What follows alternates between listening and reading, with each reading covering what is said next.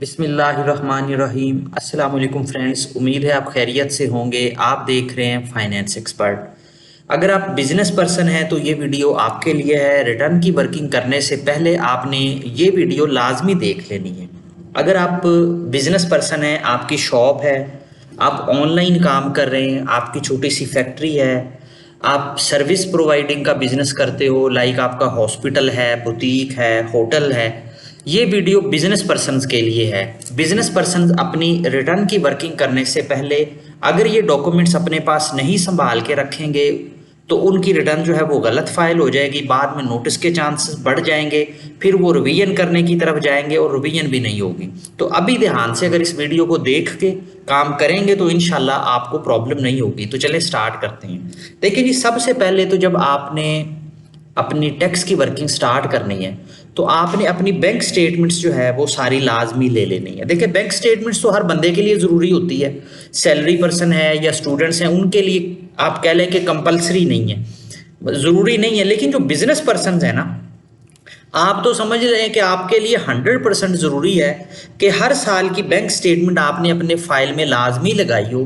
कभी भी एफबीआर आपसे किसी चीज़ का, किसी ट्रांजैक्शन का क्वेश्चन कर ले तो आप उसको बता सको कि वो ट्रांजैक्शन क्या थी। तो आपने अपने बैंक से 1 जुलाई 2025 से 30 जून 2026 तक की जो स्टेटमेंट्स हैं वो लाजमी ले लेनी है।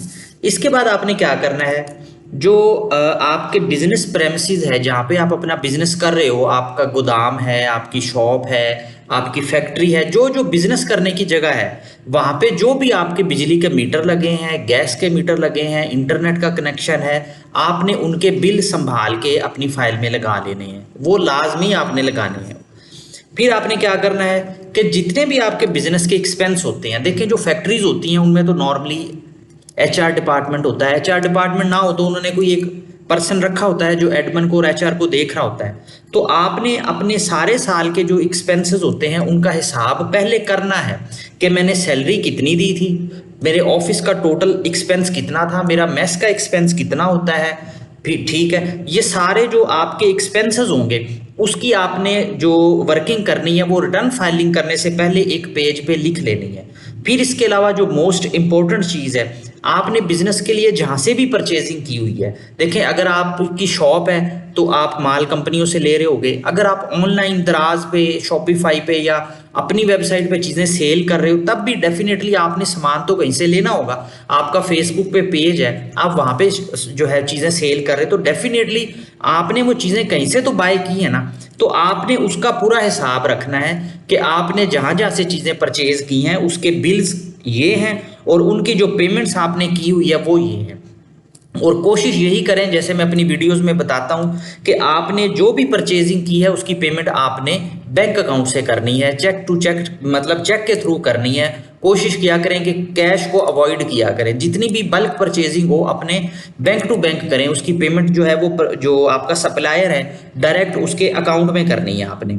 इसके अलावा विद होल्डिंग टैक्स के सर्टिफिकेट जो है वो आपने लाजमी लेनी है। इन्फॉर्मेशन आपको यहाँ पे भी मिल जाएगी, ये एफबीआर के पोर्टल पे आप आएंगे ना MIS पे, तो ये मैं अपनी वीडियो में बताता भी हूँ। इन्फॉर्मेशन सेंटर पे आके आपने पेमेंट डिटेल में आना है तो 2026 यहाँ पे ऑटोमेटिकली आ जाएगा। आपने जिस साल की भी रिटर्न फाइल करनी है, जब आप सर्च करोगे तो जहाँ जहाँ पे आपका टैक्स कटा होगा ना, जैसे अगर आपका मेडिकल स्टोर है तो अब मेडिकल सप्लाई करने वाली कंपनियां आपका टैक्स काटती है 0.25%, 0.5%, 1%, तो वो सारा आपको यहाँ पे मिल जाएगा।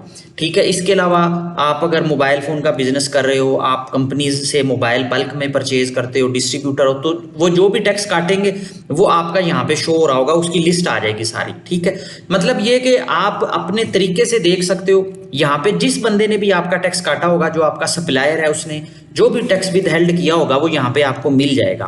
तो यहाँ पे जो भी लिस्ट आए आप उसको एक्सेल में यहाँ से एक्सपोर्ट करें और उसकी वर्किंग करें और देखें कि आपका कितना टैक्स कटा हुआ है। तो वो आपने अपनी रिटर्न में लाजमी लेना है, क्योंकि एफबीआर का जो सिस्टम है वो आपस में रिकनसाइल करता है। अगर आपका टैक्स यहाँ पे कटा हुआ आ रहा था, आपने अपनी रिटर्न की वर्किंग में नहीं लिया, तो बाद में क्या होगा, एफबीआर का जो सिस्टम है वो आपको नोटिस भेज देगा और आपको जस्टिफाई करना मुश्किल हो जाएगा।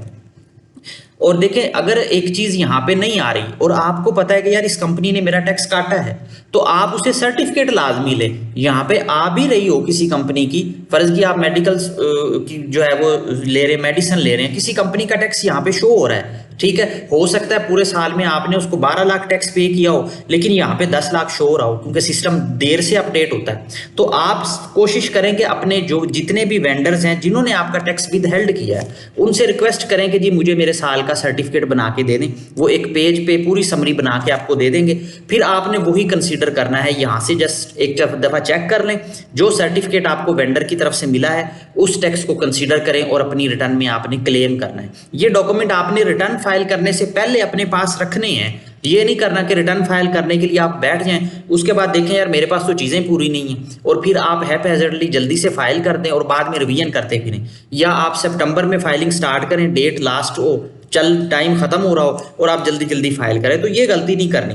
जो बिजनेस की रिटर्न होती है वो थोड़ा सा सेंसिटिव होती है, उसके लिए डाटा ज़रूरी होता है, ठीक है। अब आजकल ये चल रही है कि जी उन्होंने जो है वो ताजरों के लिए एक स्कीम निकाली है, अभी उसका प्रॉपर कोई हमें जो है वो एक समझ लें उसका नहीं पता लग रहा अभी नए फॉर्म में वो क्या करेंगे, क्योंकि इस जो फॉर्म आएगा उसमें हमें पता लगेगा कि अगर उन्होंने कोई स्पेशल उसका फॉर्म दिया तो मैं उस पर वीडियो भी बना दूंगा कि आपने अपनी रिटर्न की वर्किंग कैसे करनी है। लेकिन ये जो डॉक्यूमेंट मैंने आपको बताए हैं ये वो डॉक्यूमेंट हैं जो जिस तरह मर्जी आप कर लें, आप उस स्कीम में जाएं या ना जाएं, ये आपके बाद में भी काम आएंगे।